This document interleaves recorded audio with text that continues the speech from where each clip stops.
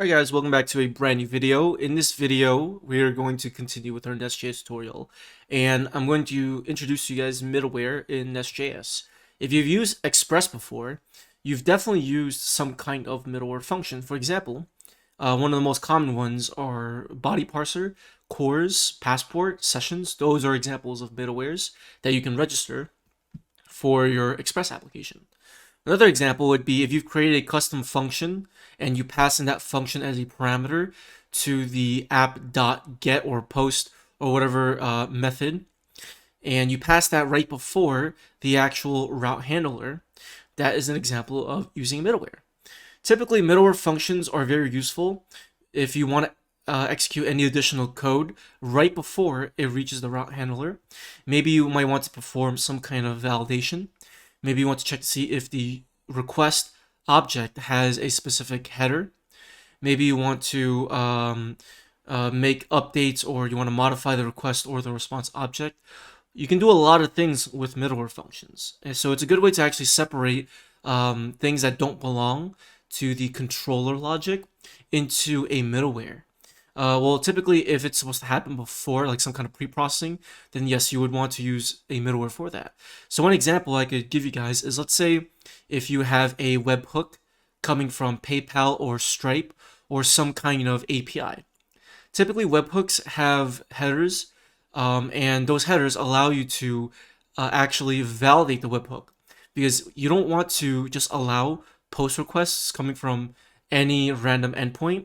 So the way to actually protect your webhook API, to ensure that webhooks are sent and processed only from the actual webhook provider, you validate it by checking the headers. Okay, so for example, Stripe or PayPal, they have webhooks, and whenever they send a webhook, they actually have headers that are part of that request object. Okay, and they have their own libraries that allow you to actually verify the validity of that webhook, so you can make sure that only post requests that are made to your API are actual webhooks that come from PayPal. Okay, so essentially what I would do is I would create my own middleware function, and that middleware function would validate the webhook request. And what I could do is I can have that function invoked right before it actually invokes the request and response route handler. Okay, so before it reaches the controller layer, what we can do is we can validate it in a middleware function. That's where middlewares become very useful. And in Express.js, middleware functions have a third parameter called next. So there's a total of 3 parameters. There's the request object, the response object, and the next parameter, which is a function. And all the next function does is it just calls the next function, so the next middleware to be invoked. So you can have arbitrary any amount of middleware. Even the route handler function in Express is an actual middleware itself. Okay, traditionally we just don't take in the next parameter, because when you reach the final route handler function, that's typically where you would produce an actual response, whether it be a 200 or a 403 or a 404, whatever it is. Okay, so we're going to go ahead and implement a middleware for our customers module. Okay, so to do it in NestJS is slightly different. We can't actually, put like a function right before these controller functions. We actually need to implement an interface, and then we have to register that middleware by configuring it in the module class. So I'll show you exactly how we can do that. And if you guys want additional references, there is the middleware topic at the official NestJS documentation. So feel free to check that out. Okay, so let's go ahead and get started. So inside the customers module, I'm going to create a new folder, and I'll call it middlewares, okay, because we might have multiple middlewares. Okay, and what we'll do is we'll create a middleware, and I'll call this I'll call this validate customer.middleware.ts. Okay, and I don't really have any specific logic that we're going to implement, but I just at least want to show you guys how the flow works. You're going to see how the middleware is going to be invoked, and right before we invoke the middleware, we can see whatever is going to happen inside the function. And then after that middleware is done, it will call the actual controller function, the proper one. Okay, so what I'll do is I'm going to go ahead and create a class and I'll call this validate customer middleware. And we're going to implement the Nest middleware interface. And since we're implementing this interface, we have to implement all of the functions, all of the abstract functions that are part of the Nest middleware. There's only one, and that's really just this use method. Okay, so all we'll do is we'll simply implement this. Okay, and this use method takes in 3 parameters. It's very similar to a traditional Express.js middleware function. You can see even in the definition, it tells you what the parameters are. Okay, and the next function is literally just a void function. So let's go ahead and pass in the necessary parameters. So we have the request object, the response object, and then next, which is just a void function. Okay, and like I said, it's just really the same thing. All right, cool. So now, or actually, let me actually annotate this as next function instead, because there is actually an interface that comes from the Express package. Okay, so now over here, we could do anything we want. So this is where you would want to perform any validation logic. So let's say we want to check to see if the user has a JWT inside the authorization that's inside the request.headers object. You could do that in here. So for now, I'll just write a simple console log, hello world, I am inside validate customer middleware. Okay, and then once we are done performing our logic, we can go ahead and call the next function. Now we'll play around with this. For now, I'm just going to show you guys how to actually get this all wired up. So now that we have our middleware function, we actually apply the middleware. And now one more thing that I want to mention is that middleware can actually middleware actually supports dependency injection, similar to your providers, aka your services, as well as your controllers. Okay, so we want to annotate this with the injectable decorator. Okay, so now what we can do is we can go inside the module, so customers module, and we want to go inside the class, inside the class body of our customers module class. So you can't actually provide the middleware inside the object of your module decorator. You have to actually apply it by first implementing the Nest module interface. So you implement that with your class module, and then you want to override, the configure method. All right, now with the configure method, it's going to take in one parameter, and the parameter is a consumer, and its type is middleware consumer. So this is going to allow us to apply middlewares. So we can call apply on the consumer object, and all we got to do is just pass in the middleware that we want to apply. So we're going to go ahead and pass in that validate customer middleware. So right over here, we just pass in the class as an argument. Okay, and what we're going to do next is we're going to go ahead and call the for routes method. So this actually allows us to apply the middleware to specific routes. So what I'll do is I'll actually pass in an object, and I'll specify the path. So let's say, for example, I want the middleware only for the customer's route. I only want it for this search, this /search/ID route. So what we can do is we'll go ahead and pass in the path. So we have to include customers /search and then ID, and we can specify the method, and the method is going to be a get request. So I'm going to import the request method enum and set that to get. Okay, and you can actually pass in multiple route configurations over here. It takes in as many as you want.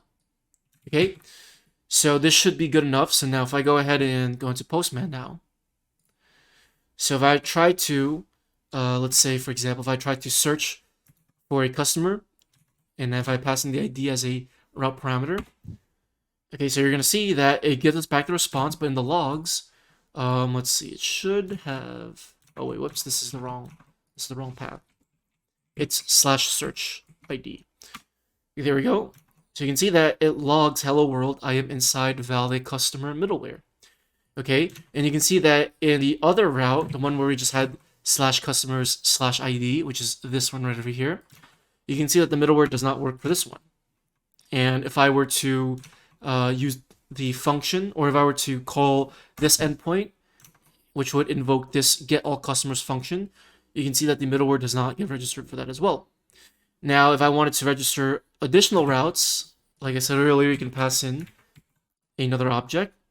So I'm going to get rid of the search path, and I'm just going to have it as customer slash ID, because we do have that route handled over here. So now you're going to see that the middleware is going to be invoked for this route as well. Hello world, I am inside validate customer middleware. Let's implement, or let's go to the search one, and you can see that these two routes are applied for the middleware.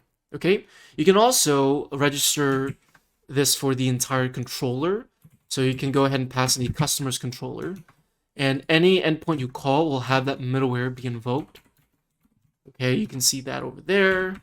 You can see that over there it's being logged. And if I were to call the create endpoint, pass in the request object, you're going to see that that'll also log it as well, or that'll also call the middleware function as well.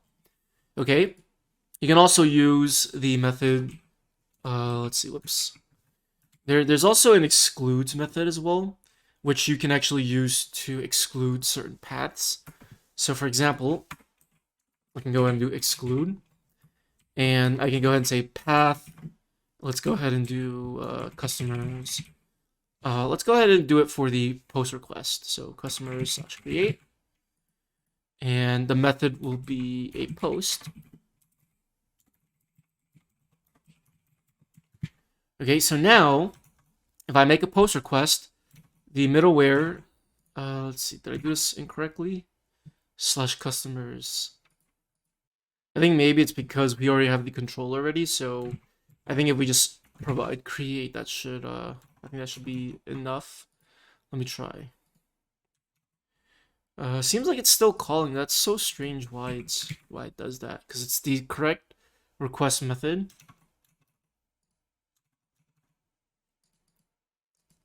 And we have the correct controller too, right? We have create.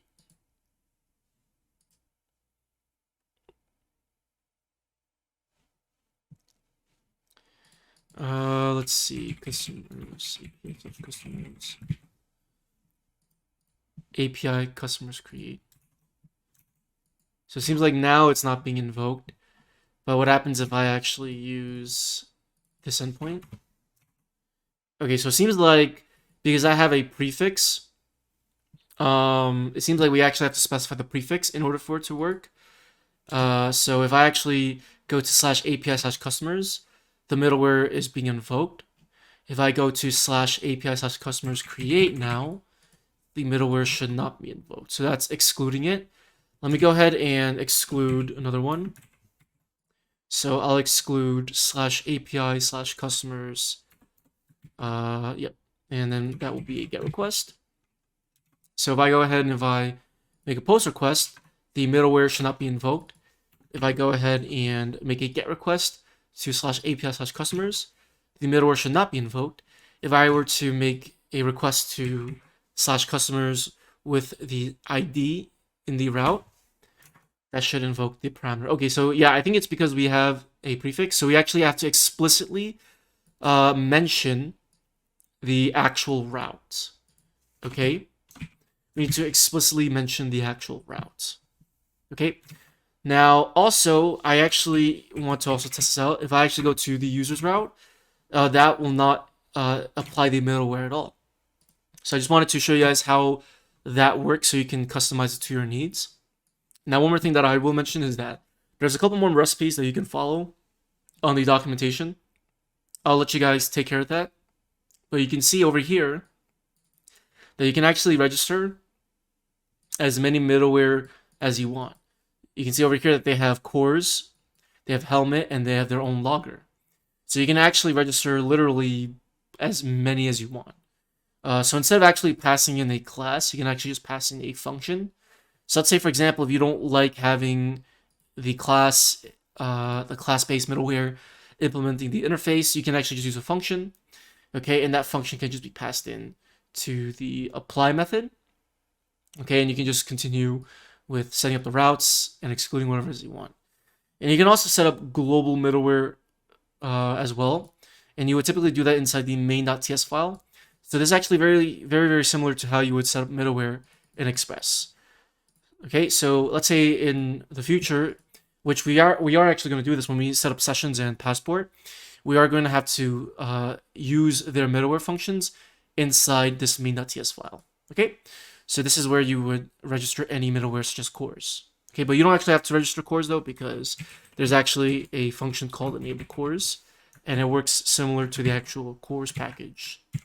All right, now before I end this video, I want to do one thing with our middleware function, and I just want to show you guys how we can actually do stuff inside the middleware function. Because right now all we're doing is we're just calling the next middleware function, and it's not really, it's not really doing much. So let me show you what's one thing that we typically could do. So let's say, for example, this middleware is responsible for validating the customer's authorization header. So typically in a request, you might want to pass in a header that has the authorization property and it has some kind of bearer token or some kind of JWT. Okay, so what we can do is we can check to see if there is an actual valid JWT. So let's say, for example, let me do this. Let me go ahead and check to see if, well, first let me actually destructure the authorization property from rec.headers. So rec.headers has that property authorization, but I'm going to just destructure that. Okay, so authorization. Now, if the authorization property was not provided in the headers, it'll be undefined here. So if there's no authorization, I'll just simply return a status code of 403, and I'll send a message, and I'll just say error, no authentication token provided. Okay, and if there is an authorization token, we can simply just call the next function, and let's go ahead and see how that works. So I'm going to go ahead and call /API/customers/ID, because that route does not have any middleware provided or applied. You're going to see right now it says no authentication token provided. So if I provide authorization property with a value inside the headers in Postman, so if you're using Axios or Fetch, you would need to make sure you pass in headers, okay, when you make the API call. Now you're going to see that it actually gives me back the resource. We can also do additional things, such as checking to see if the authorization token, if it's actually like a valid value. So for example, if authorization is equal to 123, we can go ahead and call next. If it's not, I can go ahead and just return a status code of 403 again, and I can just say invalid authentication token provided. And there we go. So now watch this. If I go ahead and call this API again with the correct authorization token, it works. Let me zoom in a little bit. If I pass in an invalid authorization token, it's not going to work. So that's pretty cool. And like I said before, you can register as many middlewares as you want. But let's say you want another middleware that can check to see if the customer's account is actually enabled or disabled. So you can create another middleware for that. So I already have a file called validate expired customer that I created already. Let me actually rename this to validate customer account. Okay, and we'll just simply speed this up a little bit because we kind of are short on time. So let me actually do the same thing. So we're going to use the injectable decorator. Whoops, not inject, injectable. We're going to create a class called validate customer account middleware. And we're going to implement the Nest middleware interface. And we're going to override the use method. So that's going to take in the request object, the response object, as well as the next function. Okay, and let's say, for example, this middleware is going to check to see if the users actually validate it, like if the user is actually like if their account is actually validated. Typically, this would actually require to have like rec.user populated, and since we don't have passport or sessions enabled, all I'm gonna do is I'm just gonna go ahead and let's see. I'll just do like a hard coded implementation. So what I'll do is I'll just simply check to see if they have a specific headers property. So let's just say, for example, um, I'll just create my own like headers and we'll send that over to the server. Obviously, this isn't what you'd actually do in the real world, but the whole idea of this implementation is to show you how we can call multiple middlewares. So let's go ahead and get the valid. I'll call this valid account, and this will be coming from the headers. So if valid account, okay, we'll go ahead and call the next function. And if there's no valid account, I'll return. Well, I can just call it res.send or res.status, and I'll just say 401 send error account is invalid. Okay, so now what we're gonna do is we're gonna go inside the customers module, and we're gonna go ahead and pass in the middleware. So validate customer account middleware is what it's called. And what I'm going to do is I'll put in a log here just so we can actually see everything. So customer validate customer accounts. Okay, let me go back to the other middleware and I'll just console log it like this. All right, so let's actually look at the log. So this middleware should only be applied for all the routes that we did not exclude. So if I go back to this right over here, it should actually give me a forbidden because we have the invalid token. But now what's going to happen, it's going to go ahead and it's going to actually give me a 401. So if you actually look at the logs, you're going to see that it first calls validate customer middleware, and then it calls validate customer account. So it passes the validate customer middleware. As you can see, we have the authorization token, and we also have the correct token. So it calls the next function, which literally will call the next middleware. Okay, that's how middleware works. You can keep calling it. You can keep calling as much middleware as you can until it reaches the actual route handler. So it calls this validate customer account middleware's use method. And you can see that the validate customer account is being logged over here. And you can see that if valid account, then it will go to the next middleware. Otherwise, it will return a 401, which is what it does. So let me go ahead and provide a valid account property. I want to say true. Let's see. So what's going on over here? Let's see. I should be able to pass in custom headers. Or it seems like that doesn't. Let's see. Let me try valid instead. Maybe that doesn't work. I should be able to pass in custom headers. Okay, there we go. So it seems like I cannot have a header that is seems like I can't have it that's camel case. So if I just put it as a lowercase, all lowercase, that should work. Okay, so yeah, as long as I have this valid parameter populated, so true 4123, then it should give me back. Okay, like I said, this is not ideal for a real application, but I just want to show you guys how we can call multiple different middlewares. And I'll do one last thing. So you can actually, I'm pretty sure you can actually combine classes with functions as well. So let's say, for example, I will create a middleware function with an arrow function right over here. So this will be the last middleware before it reaches the request and response route handler. So let's say we have rec response and then next. Okay.